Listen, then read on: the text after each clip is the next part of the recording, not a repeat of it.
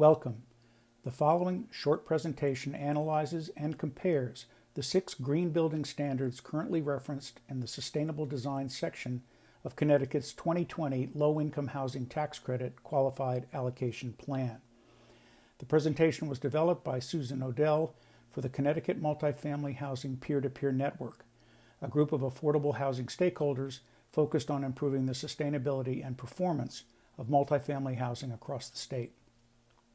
A key takeaway from the findings presented is that most of the sustainable design measures that currently qualify for QAP points are, in fact, already required by CHFA, the Building Code, and/or other mandatory state standards.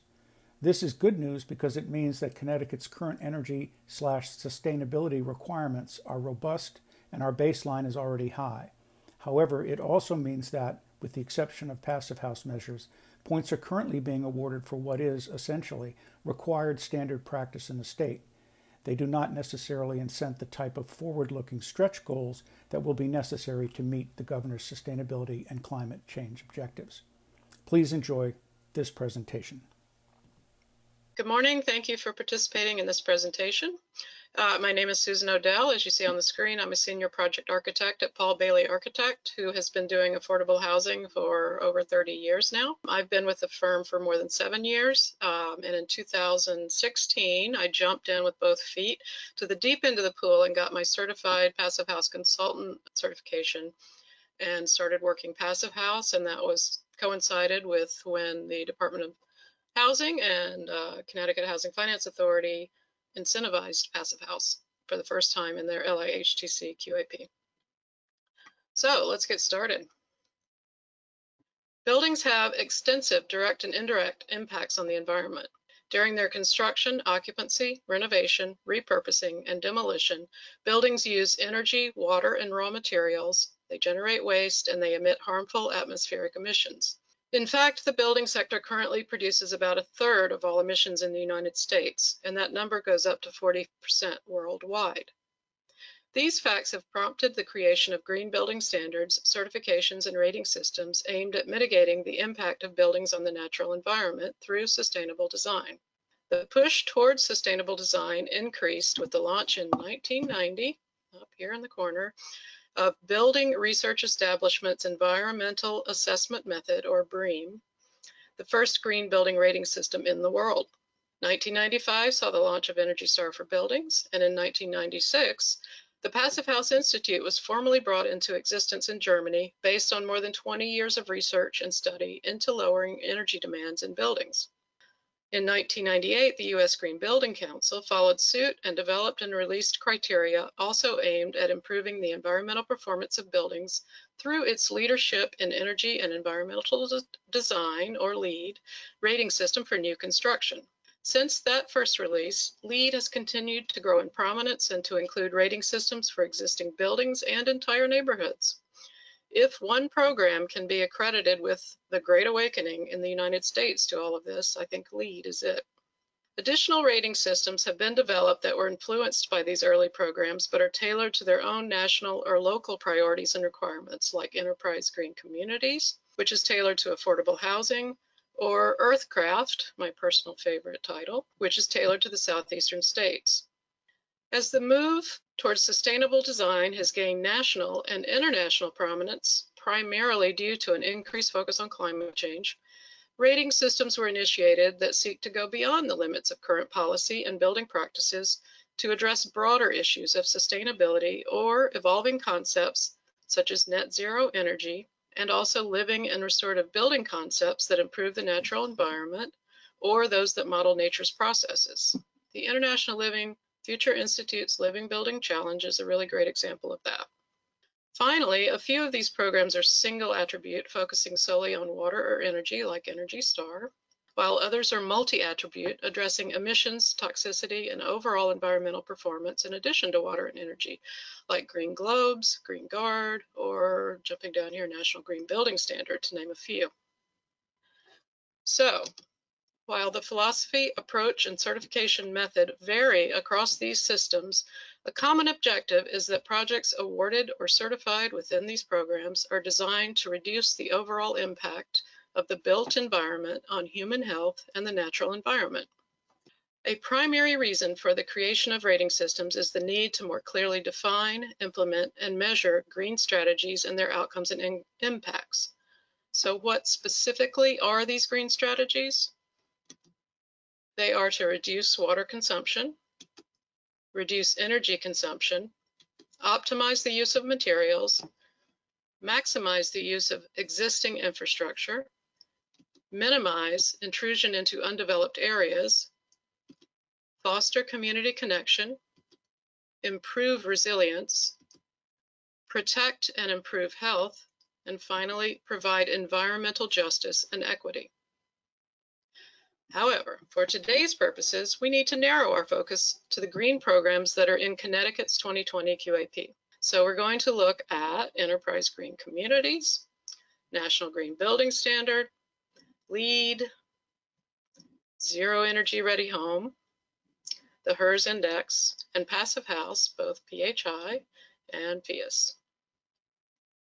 I am starting with Enterprise Green Communities because it is focused on affordable housing from its beginning and has a very well-developed program that addresses all areas of design, construction, and occupation of affordable housing. And I reviewed the 2020 certification standards. To achieve certification, a project must comply with the mandatory criteria, which is shown here in blue, as well as qualify for an additional 35 points if it's a gut rehab or 40 if it's new construction. And to let you know, at least 9 other states' QAPs include this as a way to meet their mandatory sustainability requirement, pausing there for emphasis, and at least 15 other states give points for it. The 2020 Connecticut QAP recognizes certification with 3 points. This program includes 8 categories that are typical in the holistic green rating systems. Integrative design, which includes a survey of all parties up front, followed by the design team formulating a mission statement pertaining to sustainability goals. It requires that the design team conduct coordination meetings, and it can include charrettes to foster community participation. A health action plan for residents gains a significant number of points, and there are 2 resilience options that look at both the resilience of the building and its strengthening cultural resilience. Location and neighborhood fabric includes protecting sensitive environments like wetlands, and it gives preference to compact development, connections to existing development and infrastructure, connections to services and community resources, preservation of open space, building orientation to optimize passive solar, and access to transit, fresh local food, and broadband. Site improvements includes environmental remediation, minimizing disturbance during construction, surface stormwater management, and landscape design that uses non-invasive native plantings that do not have a significant water demand.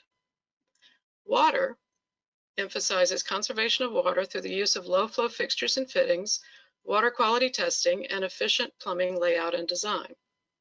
Operating energy includes meeting Energy Star, proper sizing of HVAC equipment, LED lighting, and Energy Star appliances. There are resilient energy system options of floodproofing and emergency power. This section also contains the more recent push against climate change and towards all electric ready, net zero, and net zero ready. Operations, maintenance, and resident engagement requires manuals that cover operations and maintenance, emergency management, and instructions for residents. Energy and water data collection and monitoring are also requirements in this category. Materials includes selection of building materials that have ingredient transparency, that have recycled content, that minimize chemical hazards, that are environmentally responsible, that are healthier, and that are regional. This category also includes moisture management in foundations, wall systems, and roofs, as well as construction waste management and recycling storage. Healthy living environment includes radon mitigation, reduction in lead hazards, combustion equipment management, garage isolation, pest management, ventilation, no smoking policies, noise reduction, universal design, design promoting physical activity, and healing-centered design. So these are all great and worthy goals. But what if we are already meeting them through other methods?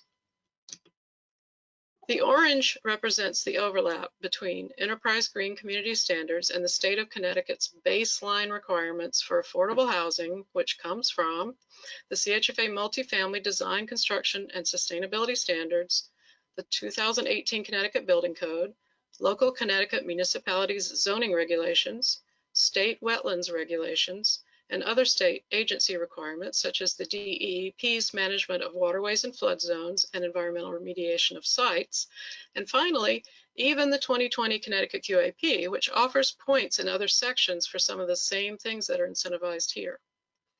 I will point out that the two areas that do not have much overlap, integrative design and operations, maintenance, and resident engagement, are areas that are really key to ensuring successful outcomes for high-performing buildings. However, outside of those two areas which do not have mandatory requirements, there is a 67% overlap between Connecticut requirements and Enterprise Green Community Standards.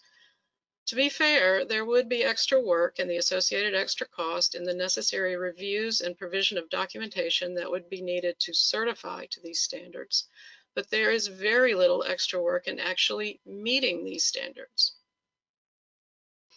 Moving on to the National Green Building Standard, what is immediately apparent is the increased number of options. We jumped from 69 with Enterprise Green Communities to 200 shown here.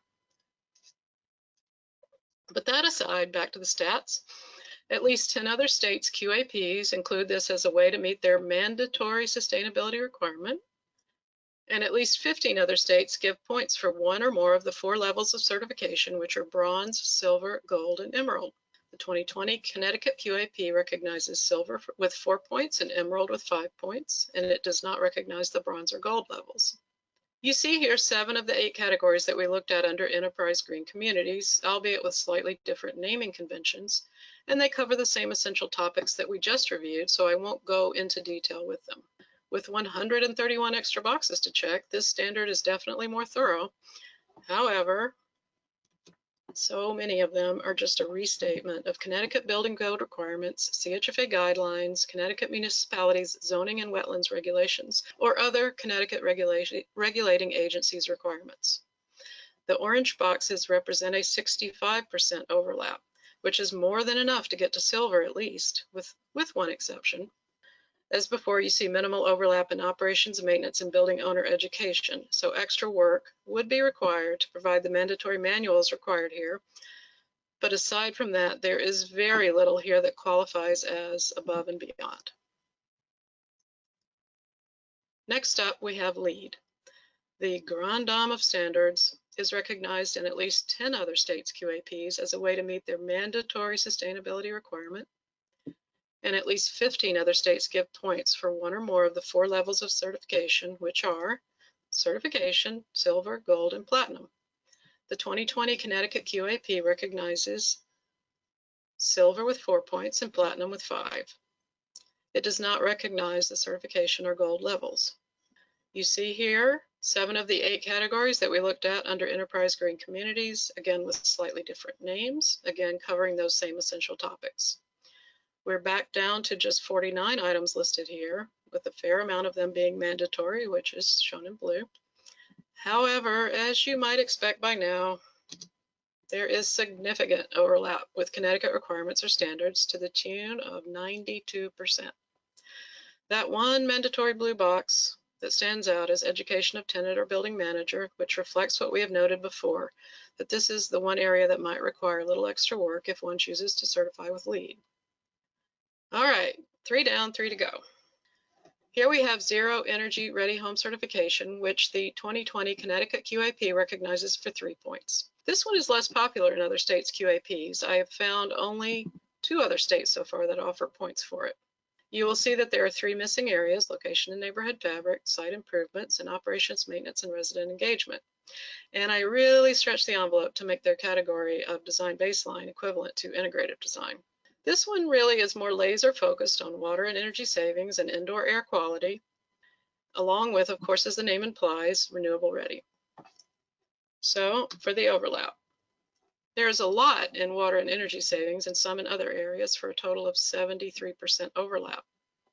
Under Renewable Ready, the orange box is for a location that has at least 5 kilowatt hours per square meter per day average of solar radiation, and all of Connecticut meets this requirement, which is why it's shown in orange. The remaining two are the items that we don't currently have in Connecticut regulations and standards. The first is a location that does not have significant natural shading and has adequate free roof area within 45 degrees of true south. The second is to install blocking out a roof area that will eventually receive the photovoltaic system, a conduit from that area to the electrical room, and a spare circuit in the service panel. You've probably noticed that I added the lighter shade of orange on two of these areas, here and here, because CHFA standards for those two items are just 1 or 2 points lower than this program's requirements for minimum efficiencies in gas or oil-fired hot water heaters and furnaces. But hold on, wait just a hot minute here, I can hear all of you saying. Aren't we ultimately trying to get away from fossil fuels? Why are we including efficiencies for them in a zero energy ready home certification? I really can't answer that, but I can say that it means that a home built to this standard might eventually meet zero energy goals, but it will never meet zero carbon goals when fossil fuels are used as an energy source. Okay, moving on. Next up, we have the HERS index.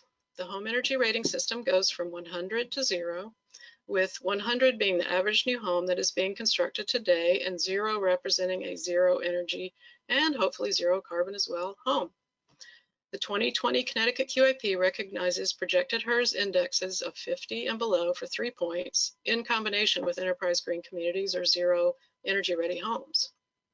60 is the threshold for rebates from Eversource in Connecticut, and 50 to 60 is a typical CHFA project that is not also receiving historic tax credits. 35 to 45 represents a typical passive house project. And as you can see, I went ahead and slapped the orange right onto this slide. So we can move on to slide, passive house. The 2020 Connecticut QAP recognizes passive house certification with either PHI or FIAS with 5 points. At least 8 other states' QAPs give points for passive house, and one state, our neighbor New York, lists it as one of the ways to meet their mandatory sustainability requirement. A passive building is designed and built with just 5 building science principles: a continuously insulated building envelope with no thermal bridges, an extremely airtight building envelope, high-performance operable windows and doors with solar gains optimized, continuous filtered ventilation with heat and moisture recovery, and minimized heating and cooling systems. It is important to note that the people that founded the Passive House Institute, or PHI, in Europe have been steadily working for more than 45 years to develop, refine, and test the Passive House building standards. And Passive House Institute North America, or FIAS, worked with the Building Science Corporation under a Department of Energy Building America grant to develop passive building standards applicable to North American climate zones. So this is not your grandmother's passive house. Or maybe it is, depending on how savvy your grandma was. Anyway, the results of these years of study and implementation means that we have advanced computer modeling that is mandatory for a passive house certification. This, combined with the use of proven building science principles, ensures that a passive house building is designed and built to the highest standards that are available today. You can see that most of the 8 categories that we have looked at before are covered here, and there is a new one: resilience. The difference between a passive building and a building certified under one of the other standards is quite simply a better building. It is a building that is best in class, one that will consistently outperform all others and provide durability, resilience, and savings for its owner and its residents. So, how does Passive House compare to CHFAs and other Connecticut state standards? There it is. I did just advance to the next slide, but there is no overlap. There is no orange because there's no overlap with our existing standards and regulations. Passive House truly does move us forward and pushes the envelope towards meaningful ways to combat climate change. So, to summarize, we reviewed 6 green building standards and compared them to existing Connecticut state standards. Enterprise Green Communities has a 67% overlap with state standards. The National Green Building Standard has a 65% overlap with state standards. LEED for Homes and Multifamily Mid-Rise version 4 has an astonishing 92% overlap. Zero Energy Ready Home has a 73% overlap. The HERS rating is separately incentivized by Eversource rebates. And finally, Passive House has a 0% overlap with Connecticut state standards and regulations. So, according to RS Means, there are 4 principles that should be considered when evaluating a building rating or certification system. Number 1, it should be science-based, which means that the results and decisions must be reproducible by others using the same standard. Number 2, it must be transparent. The standards and the process for awarding certification should be transparent and open for examination. Number 3, it must be objective, meaning that the certification body should be free of conflict. And finally, it must be progressive. Standards should advance industry practices, not simply reward business as usual. Okay, listen, to wrap all this up, right now a developer can, at the end of the long day, that is the 2020 Connecticut QAP, be able to show off a plaque on the wall that shows their building is certified as green while quietly laughing about how easy it was to obtain and how they finally didn't have to hassle with or pay for Passive House. But that is not serving anything except the developer's immediate bottom line. It is not even serving the developer's future bottom line. You know, hey, which building do you think will be worth more at the end of 30 years when our current highest standards have been surpassed many times over? It is also not serving Connecticut's existing laws on energy reduction, which mandated a 45% reduction of greenhouse gas by 2030, and how that impacts the responsible distribution of LIHTC money in 2020. And it is certainly not serving as an acceptable reflection on our professional duty to provide durable, high-quality, resilient buildings that will survive the warming of the planet and be useful and serviceable for future generations, who will undoubtedly need affordable housing and will have little choice but to live with the consequences of the decisions that we make today. Thank you, everyone. I really appreciate the time that you have given to listen to this presentation.